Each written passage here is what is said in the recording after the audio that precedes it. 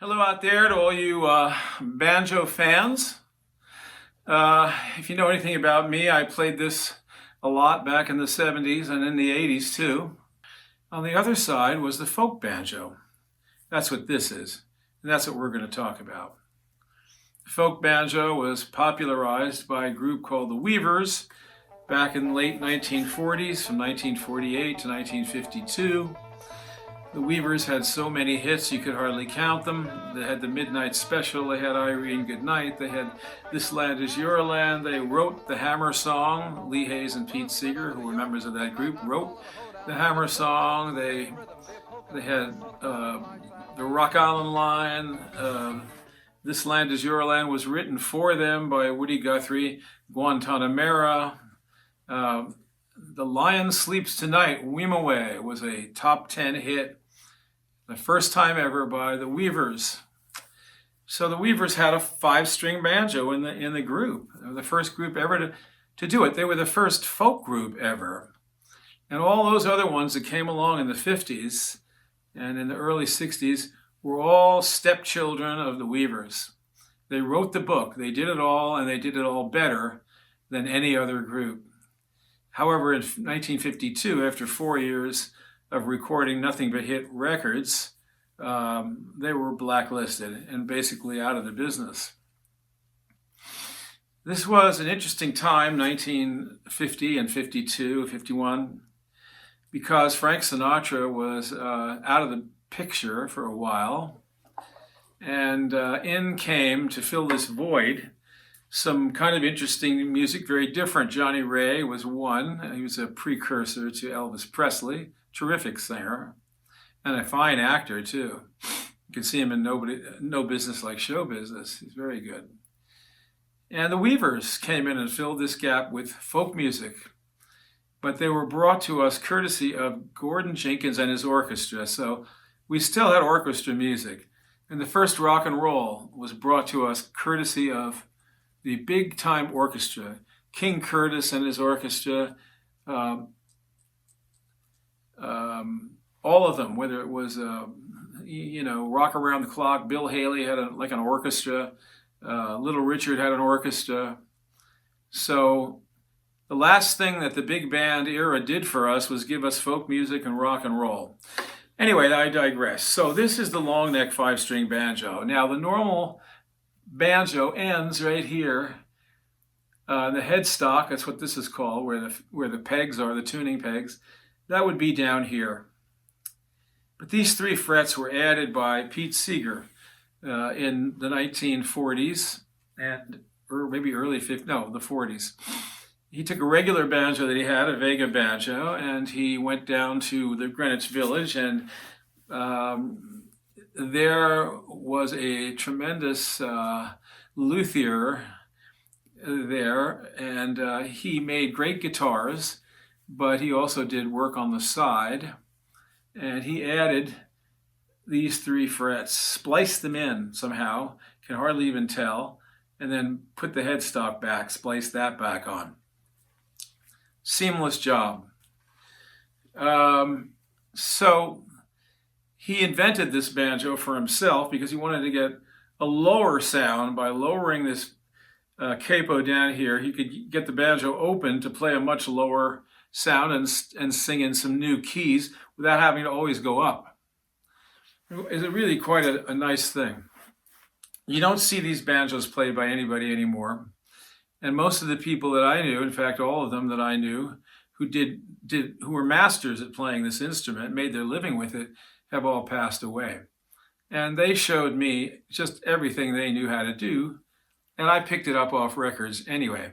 D'Angelico was the name of the luthier, by the way, who made those wonderful guitars that are the best jazz guitars ever. D'Angelico was the one who added those 3 frets for Seeger.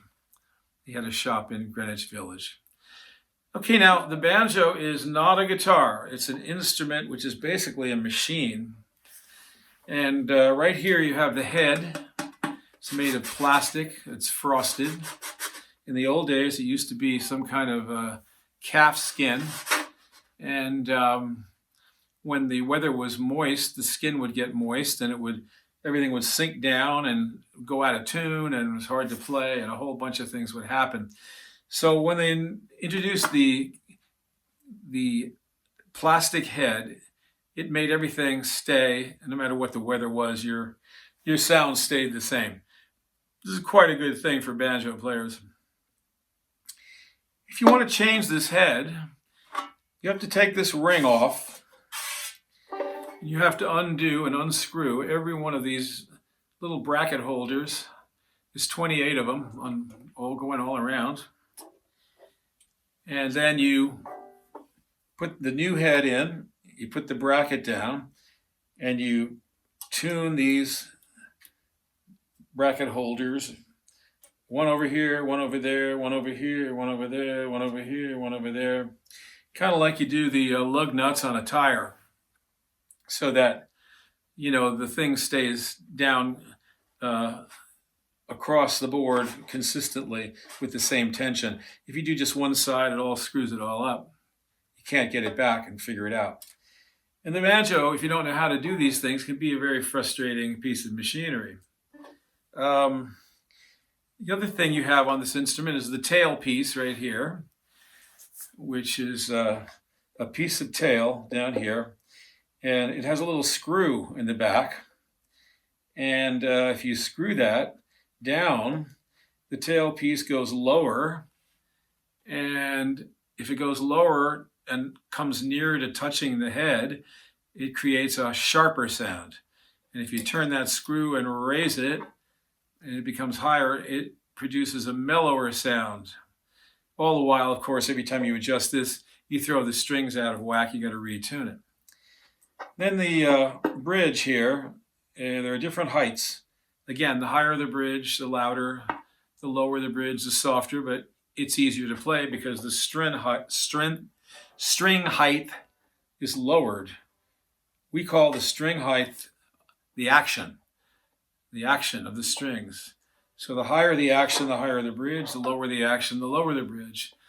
Sometimes they even go in and thin these 3 little feet that hold this bridge down. You can see the 3 little feet. And you don't thin the bottom part where it touches the head, but the part that's just below the top, you thin them out. And it makes it even brighter and transmits the sound even better. The 5th string peg was added in 1823 or 25 by a guy named Joe Sweeney. I don't know how I know that, but I believe that's the truth. And the 5th string is never fretted. It always sort of rings along with the chord. And we have a number of tunings that we use on the banjo. Now, a really good banjo picker whose instrument this is, who's basically using this all the time, it's his primary instrument. A really fine traditional banjo player will know many, many tunings, and it gets quite complicated. But for simple guys like me, 3 or 4 was all I could ever handle, and I never saw Pete Seeger use more than 3 or 4 tunings, although I'm sure he knew a lot of others. Occasionally he'd fool around with a 5th string and fret that somehow. And we have these little nails that we put in the neck so we can actually raise it. Put it there and you fret it in. It goes. So you don't have to tune it up and break it. You just fret it and tune it down. Those are little 5th string capo nails of some sort. That's called a capo. So now, this string, I'm going to play in a G tuning. And all of banjo playing really comes from the Frailing stroke. Frailing is the earliest kind of banjo playing. I mean, the banjo is an African instrument, really. It was just a gourd and a stick, and it modified itself into a 4-string instrument until this 5th string was added, but it all comes from Africa. And so the frailing strum is all downward. It's, you hit down. Frailing is called rapping, it's called framing, there's all kinds of country ways of calling frailing, but it's all hitting down. You see, when you hit down,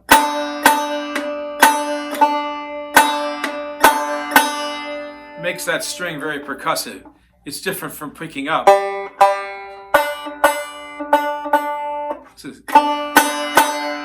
So it gives you quite a snap. So the basic frailing basic strum is pick one note down, and I have a finger pick on my middle finger that's down. It's like, then a little brush, and then a fifth string pluck with your thumb.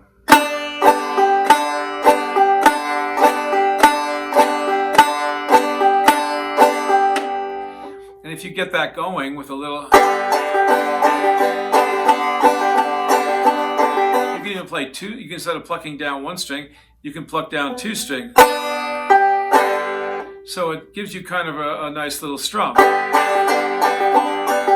you can play it as a nice little strum,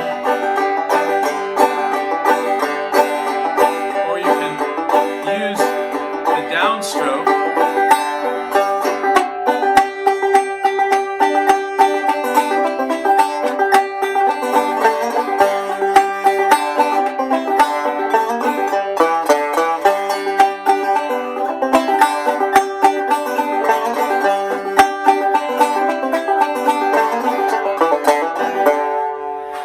That's Cripple Creek.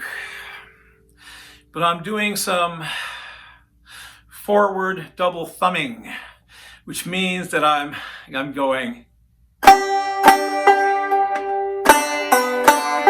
bringing my thumb over.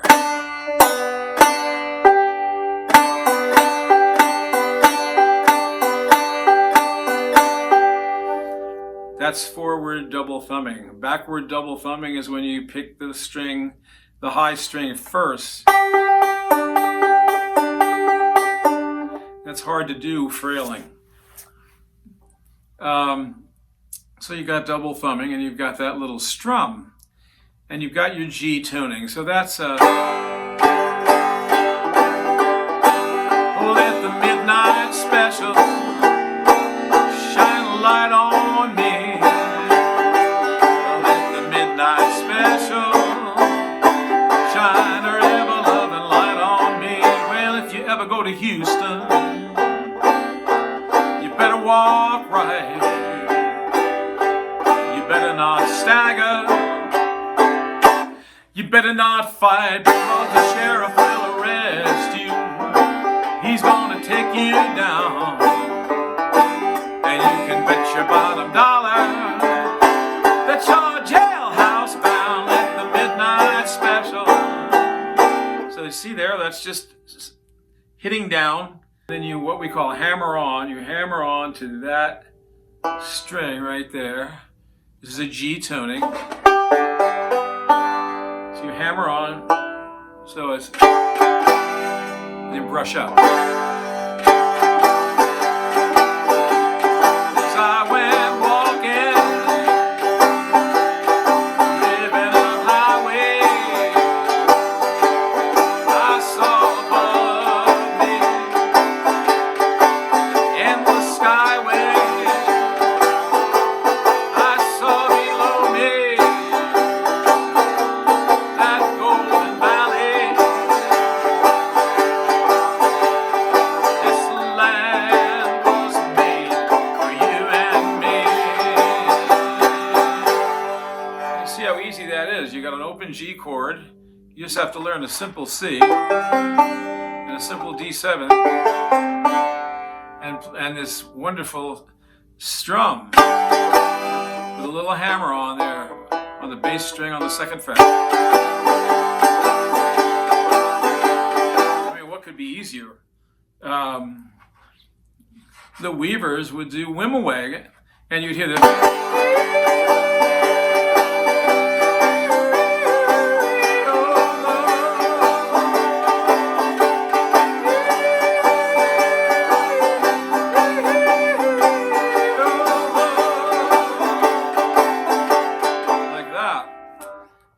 can be very, very simple and very exciting. And there's just a couple of other things parenthetically. Some of the other tunings, another interesting tuning is C tuning.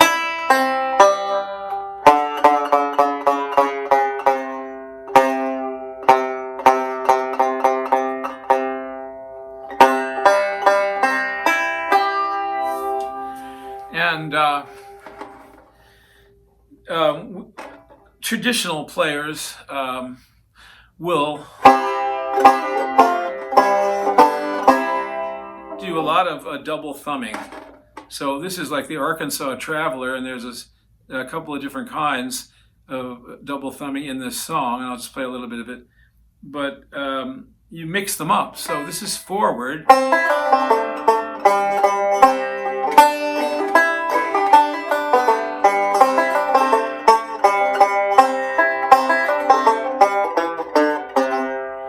And then you go to the second part, it's backward.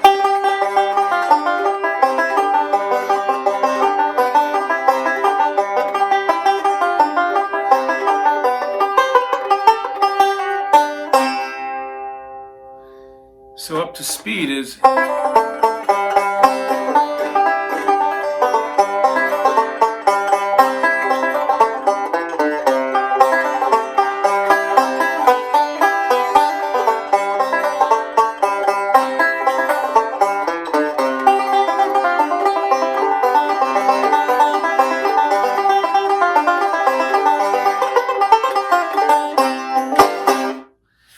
okay, forward and backwards, C tuning. Now,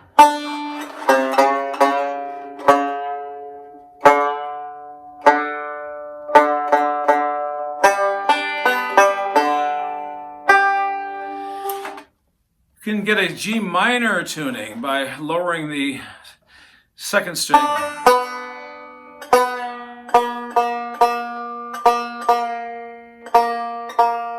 an A sharp. Now you're playing a G minor. And this is the key that I play Babylon in on the American Pie album. And this is what I do.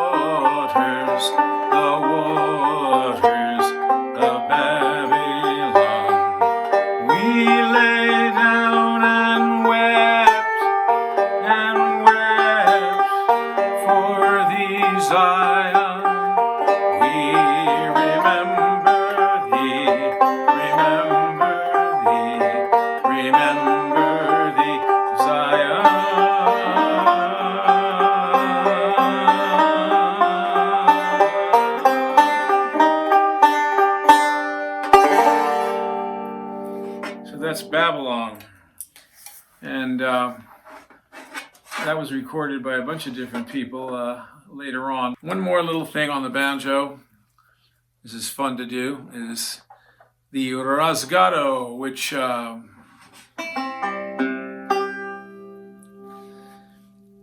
is from flamenco music. You take your fist and you unfurl it one finger at a time.